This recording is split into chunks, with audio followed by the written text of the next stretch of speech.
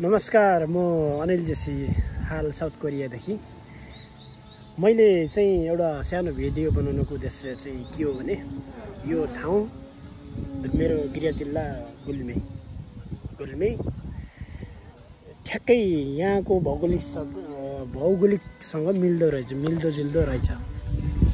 यसो हेर्दाखेरि ठ्याक्कै मलाई चाहिँ यो भिडियोले म आफ्नै गृह जिल्ला गुल्मीको चाहिँ एउटा याद सम्झनामा चाहिँ यो भिडियो बनाउन गइरहेको छु। हाम्रो रेसिङमा चाहिँ ठ्याक्कै त्यो गुफा छ के, यहाँ पनि सेम छ।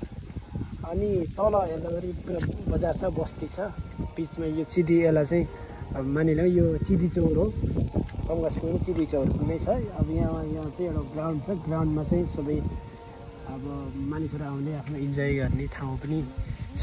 गुल्मी पनि सेम त्यही छ। त्यससित मिल्दोजुल्दो भएको कारणले गर्दा चाहिँ यो भिडियो चाहिँ बनाएको। यदि तपाईँहरू पनि साउथ कोरियामा हुनुहुन्छ र आसपास क्षेत्र, यो चाहिँ सौलको आसपास हो, हानमसी खेङ्गिदो हानमसीमा चाहिँ पर्छ। यदि तपाईँहरू पनि आसपासमा हुनुहुन्छ भने चाहिँ यो ठाउँमा एकचोटि घुम्न चाहिँ अवश्य आउनु होला। एकदम सुन्दर छ। हेर्नुहुन्छ भने एकदम राम्रो छ। अब यहाँ चाहिँ हरेक जातिका मानिसहरू हुन्छन्। एक्सर्साइज गर्ने क्रम चाहिँ यहाँ अति उत्तम छ। हेर्नुहुन्छ नि सबै पुरै ग्रिनै छ। अति रमाइलो छ।